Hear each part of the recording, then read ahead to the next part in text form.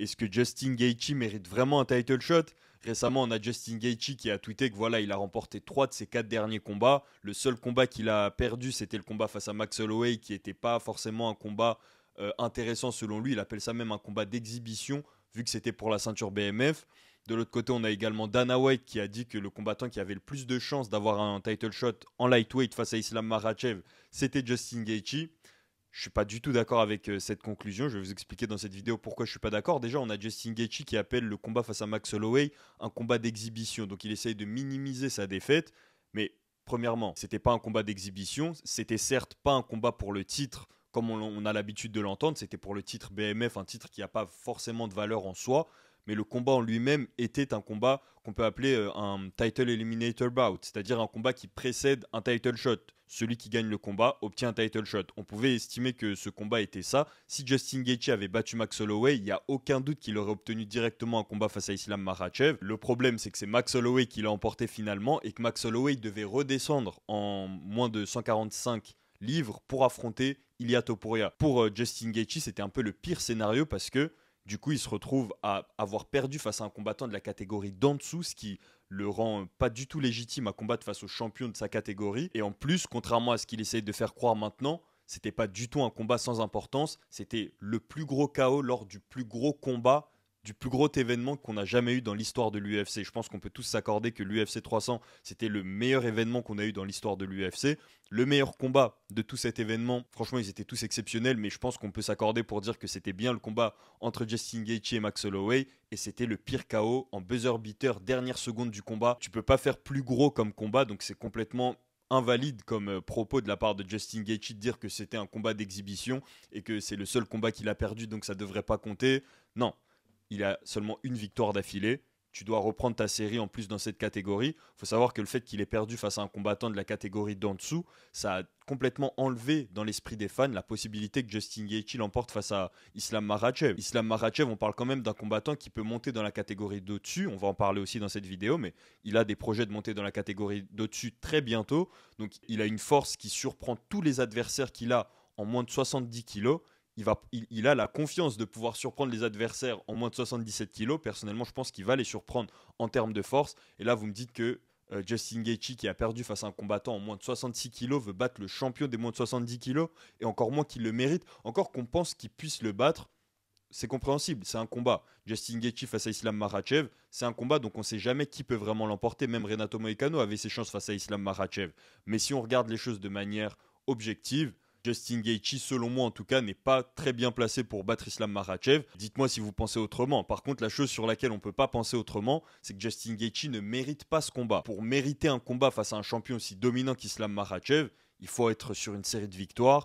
Il faut au moins avoir battu un gros combattant. Là, il a battu Raphaël Fiziev, un combattant qu'il avait déjà battu. Et il l'a pas battu de manière décisive. Il a battu Raphaël Fiziev dans une guerre, mais ça reste une victoire à la décision, quelque chose qu'on a déjà vu de la part de Justin Gaethje, qu'on a déjà vu de la part de plein de combattants, de Dan Hooker. Ça ne veut pas dire qu'on leur donne un title shot. Et aussi, la manière dont les combattants perdent est très significative à chaque fois. Un combattant qui perd sur une décision controversée, on peut lui redonner un title shot juste après. Un combattant qui perd sur un combat très serré ou qui perd sur un upset, donc un KO à la dernière minute, mais dans un combat qui gagnait, là oui, on peut lui donner un title shot, on peut lui donner une revanche, on peut lui redonner une chance. Mais là, Justin Gaethje, il perdait le combat face à Max Holloway. Il perdait le combat face à Max Holloway. C'est Max Holloway qui a pris le risque d'échanger agressivement à la fin du combat. Et là, il s'est fait mettre KO. Donc, tu t'es fait mettre KO dans un combat que tu perdais déjà. La manière dont il a perdu Justin Gaethje, pardon, il est là. La manière dont il a perdu Justin Gaethje était beaucoup plus significative que ce qu'il essaie de nous faire croire avec son tweet. Du moins, ça doit avoir de l'impact dans sa carrière. Ça a un impact dans sa carrière parce que dans la manière dont il est perçu par les fans maintenant et dans la manière dont on l'évalue à l'UFC, ça a forcément eu un impact qui fait qu'il ne peut pas normalement affronter Islam Makhachev. La raison pour laquelle Dana White a dit dans cette conférence de presse qu'il y a de grandes chances que Justin Gaethje soit le prochain pour le titre, c'est tout simplement qu'il y a un peu une pénurie. On parle de la catégorie la plus prestigieuse de l'UFC, mais les gars, ça fait quelques années que depuis qu'on n'a plus trop le top 5 des superstars avec Conor McGregor, Michael Chandler, Justin Gaethje, Rabib Nurmagomedov, Dustin Poirier, depuis qu'on n'a plus ces grosses superstars dans la catégorie lightweight, ces grosses superstars qui ont donné la valeur à cette catégorie, il se passe plus grand chose. Du moins, il se passe évidemment des choses. On a Bobby Green, Jalen Turner, Dan Hooker. Il y a des choses très intéressantes. Benoît Saint-Denis, Dustin Poirier qui est encore là. Mais le côté prestigieux, on l'a un peu perdu. La preuve, c'est regarder les défenses de titre de l'actuel champion. Islam Makhachev, il a du mal à faire vraiment un vrai tableau de chasse, un vrai palmarès en tant que champion. Là, si on regarde les combats d'Islam Makhachev depuis qu'il est champion, c'est Volkanovski, Dustin Poirier, Renato Moicano. Ça brille pas quand on regarde ses défenses de titre. Elles ne brillent pas. Et ça, c'est un problème pour Islam Makhachev. C'est pour ça que le combat face à Justin Gaethje, finalement, je ne suis pas totalement contre, même si Justin Gaethje, clairement, selon moi, il ne le mérite pas, mais je ne suis pas totalement contre à cause de la situation d'Islam Makhachev. Islam Makhachev, il veut prouver que c'est le meilleur lightweight de tous les temps, qu'il a surpassé Khabib. Même Khabib veut qu'Islam Makhachev le surpasse. C'est son objectif. Et franchement, si on regarde juste ses skills, on voit qu'il est plus complet que Khabib. On entend dans les bruits de couloir et on devine qu'en réalité, il est meilleur que Khabib et que Khabib en est conscient si on parle de pur skill, de compétence. Mais il faut encore le prouver. Et il n'a même pas eu les occasions pour le prouver. Il a eu l'occasion de le prouver face à Dustin Poirier, mais en réalité, il n'a même pas fait une performance vraiment meilleure que celle de Khabib. Je dirais même que c'était clairement pas la même performance, mais après, il y a également le fait que Dustin Poirier a progressé entre-temps. Mais voilà, il aurait pu nous montrer quand même quelque chose, Islam Makhachev, s'il avait affronté des combattants à la hauteur. Là, 2 défenses de titre face à Volkanovski, ça lui a fait perdre son temps. Le combat face à Renato Moicano, ça lui a fait perdre son temps. Il n'y a personne qui peut vraiment dire qu'Islam Makhachev a 4 défenses de titre en lightweight. Moi, je vois pas 4 défenses de titre en lightweight. Je vois 2 défenses de titre contre un moins de 66 kilos, une défense de titre en lightweight contre un vrai contender numéro 1, Dustin Poirier, et une défense de titre face à un random. Désolé, mais Renato Moicano, c'est vrai qu'il a battu Benoît Saint-Denis, c'est vrai qu'il est en pleine bourre, etc. Mais personne ne le voit devenir champion, personne ne le voit même devenir contender numéro 1, 2 ou même 3. C'est pas un combat dont on se souviendra pour la carrière d'Islam Makhachev. Donc finalement, qu'est-ce qu'on retient de la carrière d'Islam Makhachev? C'est tout ce qu'il a fait avant de devenir champion. Charles Oliveira, Dan Hooker, Arman Tsarukyan. S'il avait affronté Arman Tsarukyan à la place de Renato Moicano en second combat, donc en revanche, pour la revanche, là ça aurait été vraiment un combat de valeur pour Islam Makhachev. Là on aurait pu dire que ok, Islam Makhachev il s'est affirmé en tant que meilleur combattant de la catégorie lightweight, mais sans ces combats-là face aux vraies icônes de la catégorie en tant que champion, même Charles Oliveira, s'il prend Charles Oliveira en revanche, là ça aurait une vraie valeur. Mais sans ces combats-là, on ne pourra jamais dire ça d'Islam Makhachev, que c'est vraiment un combattant qui s'est affirmé en tant que champion dans la catégorie. Et un combat face à Justin Gaethje, pour le coup, ça pourrait être un combat qui confirme la position d'Islam Makhachev et qui ajoute vraiment un vrai nom valeureux dans les défenses de titre d'Islam Makhachev, plus valeureux qu'un moins de 66 kilos et Renato Moicano. Et pour être honnête avec vous, je pense qu'Islam Makhachev a d'autres plans. Je pense qu'il a compris que c'est pas en lightweight qu'il va obtenir le prestige qu'il mérite par rapport à ses skills et par rapport à ses compétences en MMA. On parlera à la fin de cette vidéo de ce que compte faire Islam Makhachev. Mais le fait qu'Islam Makhachev ait besoin de ce combat entre lui et Justin Gaethje pour la catégorie lightweight, ça ne change rien au fait que Gaethje ne mérite pas ce combat. Même Arman Tsarukyan mérite plus ce combat. Le seul problème pour Arman Tsarukyan, c'est que Dana White a clairement dit que Arman Tsarukyan, après ce qu'il a fait à l'UFC, le fait de pull out au dernier moment à cause d'un problème de weight cut, problème de dos officiellement, ça a tellement handicapé l'UFC que Dana White doit le punir et donc le faire attendre tout simplement. Donc ce ne sera pas Arman Tsarukyan qui aura le prochain title shot face à Islam Makhachev. Selon moi, Ilia Topuria mérite plus le combat que Justin Gaethje. Je pourrais même dire que Max Holloway mérite plus le combat que Justin Gaethje, puisque Max Holloway en lightweight, il sort d'une victoire face à Justin Gaethje. Je rappelle que le combat en lightweight de Max Holloway était pour la ceinture BMF et que le combat entre Max Holloway et Ilia Topuria n'était pas pour la ceinture BMF. Donc officiellement, Max Holloway est encore le BMF. Max Holloway a encore cette ceinture en argent. Et donc, si en réalité il faisait valoir sa position juste dans cette catégorie des moins de 70 kilos, il devrait pouvoir affronter Islam Makhachev, sachant qu'en plus c'était censé être un title eliminator bout. Mais voilà, ce serait une narrative difficile à vendre parce que même quand il a gagné face à Justin Gaethje,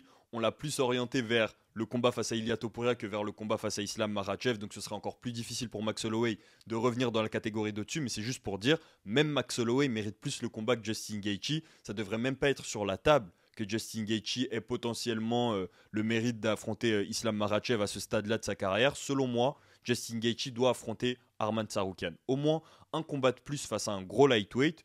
En réalité, même Dustin Poirier, même s'ils l'ont déjà fait 2 fois, ils peuvent faire la trilogie. S'il bat Dustin Poirier lors de la trilogie, là on peut me donner Justin Gaethje face à Islam Makhachev et on trouvera tout ça logique, normal et mérité. S'il arrive à battre Arman Tsarukyan qui était censé obtenir le title shot, là ce serait logique. Pour moi, c'est le combat à faire. Justin Gaethje face à Arman Tsarukyan. Mais le fait qu'on veuille précipiter Justin Gaethje vers Islam Makhachev, c'est justement dû au fait que Islam Makhachev veut sortir de cette catégorie. Comme je l'ai dit, Islam Makhachev a compris que le prestige qu'il mérite, il ne va pas l'obtenir en lightweight. Cette catégorie, elle est trop messy. Il y a trop de combattants comme Benoît Saint-Denis qui peuvent monter et qui auraient pu, s'il avait battu Dustin Poirier, directement affronter Islam Makhachev et redescendre d'un coup. Renato Moicano qui a juste battu Benoît Saint-Denis et qui a pu affronter Islam Makhachev.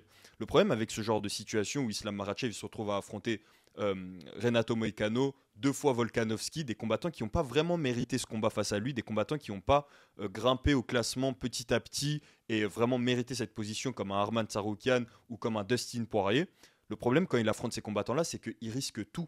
Il risque tout et il n'a pas grand-chose à gagner. C'est que quand il a affronté Volkanovski, c'était le combat le plus dangereux de sa carrière au moment où il l'a affronté la première fois. C'était le combat le plus difficile parce qu'il avait sous-estimé Volkanovski, parce que c'était pas le combat le plus important de sa carrière. On parle d'Islam Makhachev qui a une force incroyable et on le met face à des moins de 66 kilos qui sont même pas dans sa catégorie. Ensuite, on le met face à un Renato Moicano que tout le monde annonçait perdant. Tout le monde disait que c'était perdu d'avance pour Renato Moicano. Mais imaginez que Renato Moicano avait battu Islam Makhachev. Combien de fois est-ce que cette situation va se répéter pour Islam Makhachev qui va affronter des combattants où il a tout à perdre et où même s'il les bat, bah, ça n'apporte pas grand-chose. Quand finalement il a battu Alexander Volkanovski la deuxième fois, bah, on a tous dit ok oui, bah, normal, t'es dans la catégorie d'au-dessus, ça nous épate pas, quoi, t'es pas Khabib. En plus de ça, Volkanovski, il n'était pas dans son état normal, il n'avait pas d'abdos, on sait qu'il avait ses problèmes d'alcool dont il avait parlé ouvertement, c'était un short notice de 9 jours, quelque chose comme ça, donc il avait aucun prestige à prendre ce KO Islam Makhachev. Oui, c'était beau sur le moment, tout le monde s'est un peu excité, oh Islam Makhachev c'est le meilleur, regardez comment il a réussi à set up ce high kick, mais au final, aujourd'hui, on n'en parle plus. On n'en parle pas comme un combat légendaire que Islam Makhachev nous a fait. On se dit juste qu'Islam Makhachev a encore une fois réussi à survivre, comme face à Renato Moicano. Ah bah, Islam Makhachev a réussi à faire son taf. Il ne nous a pas déçus. Mais on ne dit pas qu'il a fait quelque chose d'exceptionnel, alors qu'avec ses skills, il est capable de faire des choses exceptionnelles. Et voilà qu'Islam Makhachev est clairement en train de montrer ses intentions de vouloir faire des choses exceptionnelles, c'est-à-dire de monter de catégorie et de devenir double champion. Le plan d'Islam Makhachev, apparemment, c'est d'attendre que Jack Della Maddalena batte Belal Mohammad. On sait qu'Islam Makhachev s'entraîne avec Belal Mohammad, ils sont plus ou moins partenaires d'entraînement, amis, ils partagent le même manager, Ali Abdelaziz. Donc voilà, on ne sait jamais comment est la relation entre chaque combattant. Parfois, on voit des combattants qu'on pensait être des partenaires s'affronter sans problème. D'autres fois, on voit des combattants qui refusent de s'affronter alors qu'ils ne semblent pas être si proches que ça. Ils n'ont pas forcément la même équipe. Islam Makhachev, on sait je crois qu'il l'avait dit carrément qu'il était prêt à affronter Belal Mohammad si vraiment c'était l'obstacle qui se retrouvait sur son chemin. Mais clairement, son plan, c'est d'attendre que Jack Della Maddalena batte Belal Mohammad et qu'il ait le champ libre pour affronter du coup Jack Della Maddalena et devenir double champion. Jack Della Maddalena serait selon moi un bien meilleur adversaire pour Islam Makhachev que Belal Mohammad, parce que Islam Makhachev, il peut faire croire que la seule raison pour laquelle il ne veut pas affronter Belal Mohammad, c'est parce que c'est son partenaire et il préfère affronter Jack Della Maddalena. Mais la réalité, c'est que Jack Della Maddalena, même s'il a un bon grappling, il est surtout connu pour sa boxe. Et je vois beaucoup plus Islam Makhachev réussir à trouver un chemin vers la victoire face à Jack Della Maddalena que face à Belal Mohammad, qu'on sous-estime énormément. Et je pense même que Belal Mohammad face à Jack Della Maddalena, ça va être très révélateur au niveau du nouveau niveau de Belal Mohammad. Belal Mohammad, c'est un des rares combattants qui a vraiment progressé pendant sa carrière à l'UFC, mais ce sera un sujet pour une prochaine vidéo. Islam Makhachev, en tout cas, va laisser faire croire que la seule raison pour laquelle il ne veut pas affronter Belal, c'est parce que c'est son partenaire, mais je pense qu'il aurait beaucoup plus de mal à battre Belal Mohammad qu'à battre Jack Della Maddalena. En tout cas, si Islam Makhachev réussit à devenir double champion, je pense que ce sera indéniable qu'il a réussi à surpasser Khabib. S'il le fait en conservant sa ceinture, ce qu'on n'est pas sûr que l'UFC va lui laisser faire, parce que quand on voit ce que l'UFC est en train de faire à Ilia Topuria, on se demande s'ils vont laisser Islam Makhachev devenir double champion. Je rappelle qu'à Ilia Topuria, ils ne l'ont pas laissé monter de catégorie en conservant sa ceinture. Ilia Topuria a soi-disant renoncé à sa ceinture, mais on sait tous que l'UFC a dû le menacer de le strip. Et du coup, vu que l'UFC n'aime plus du tout les doubles champions, ils n'aiment pas que les divisions soient bloquées ou qu'elles soient rendues obsolètes par le combattant qui délaisse, le champion qui délaisse la division. Je pense qu'ils ne vont pas laisser Islam Makhachev juste délaisser la division et monter dans la catégorie supérieure. C'est la raison pour laquelle je pense que Dana White essaye de précipiter ou pourrait vouloir précipiter le combat entre Justin Gaethje et Islam Makhachev. Cela n'empêche que Justin Gaethje ne mérite pas ce combat. Ce serait un combat qu'on voudrait voir, mais honnêtement, je pense pas que Gaethje ait de toute manière une chance face à Islam Makhachev. On se souvient de ce que Gaethje avait fait face à Khabib Nurmagomedov. Oui, il lui avait fait un peu peur au début du combat avec ses leg kicks extrêmement puissants et son striking. Mais Khabib Nurmagomedov, c'est pas le meilleur striker. On sait qu'Islam Makhachev a surpassé Khabib en termes de striking de loin. Donc je pense qu'Islam Makhachev ferait quelque chose de pire encore à Justin Gaethje. Et c'est pas comme si Khabib avait galéré. Khabib Nurmagomedov, il a scoré son premier triangle face en tout cas à l'UFC. Son deuxième triangle en carrière, mais son premier à l'UFC sur Justin Gaethje. Pas que ce soit la honte de se prendre un triangle, mais disons qu'on avait un peu l'impression que Khabib avait le choix de comment finir Justin Gaethje. C'était pas le combat le plus compliqué. Même quand Justin Gaethje a perdu, du coup, il n'était pas du tout dévasté. Il est tout de suite venu réconforter justement Khabib Nurmagomedov. J'ai revu le combat il y a pas longtemps. C'est comme si en fait Gaethje avait prévu de perdre ce combat. Il n'était pas étonné de perdre ce combat. C'était pas très compétitif. Donc ça ne nous donne pas particulièrement envie de voir le combat entre Gaethje et Islam Makhachev. Juste, ce serait un excellent nom à rajouter au palmarès pauvre malheureusement des défenses de titre d'Islam Makhachev. Ce qui m'intéresse plus, c'est évidemment de voir Islam Makhachev dans la catégorie d'au-dessus. Et justement, en parlant des welterweight, la semaine prochaine, on va avoir Leon Edwards face à Sean Brady. Sean Brady, c'est un combattant dont j'ai parlé il y a très longtemps parce que c'est un combattant, c'est un peu le Khabib de la division des welters. Un lutteur presque inarrêtable. Justement, le seul qui a réussi à l'arrêter, c'était Belal Mohamed. Mais il est vraiment ultra sous-coté. Il est sous les radars. C'est un combattant dont très peu de gens ont entendu parler jusque-là. Et pourtant, il représente un réel danger. C'est pas pour rien qu'il est monté jusqu'à affronter l'ancien champion, du coup, Leon Edwards. Je serai sur place à Londres pour couvrir l'événement. Donc, n'hésitez pas à me dire en commentaire les questions que vous aimeriez que je pose à Leon Edwards, Sean Brady, Jan Blachowicz, Carlos Hulbert et même Morgan Charrière, du coup, qui sera sur place. N'hésitez pas à mettre ça en commentaire. L'UFC, ça s'arrête jamais. On a même un UFC ce soir. Marvin Vettori contre Dolidze à l'Apex, du coup, de Las Vegas. C'est pas le combat du siècle, mais ça reste un événement intéressant. Et pour tous les événements dont je vous ai parlé, vous pouvez à chaque fois parier sur Winamax. Je rappelle que Winamax vous offre en ce moment l'équivalent de votre premier dépôt jusqu'à 100 € plus 10 € supplémentaires avec le code KBA. Vous pouvez directement cliquer sur le lien dans la description pour profiter de l'offre. Je rappelle qu'évidemment les jeux d'argent sont strictement interdits aux mineurs et que parier n'est pas une alternative au travail. N'hésitez pas à me donner votre avis sur tous les sujets que j'ai abordés. Nous on se retrouve dans la prochaine vidéo. Peace.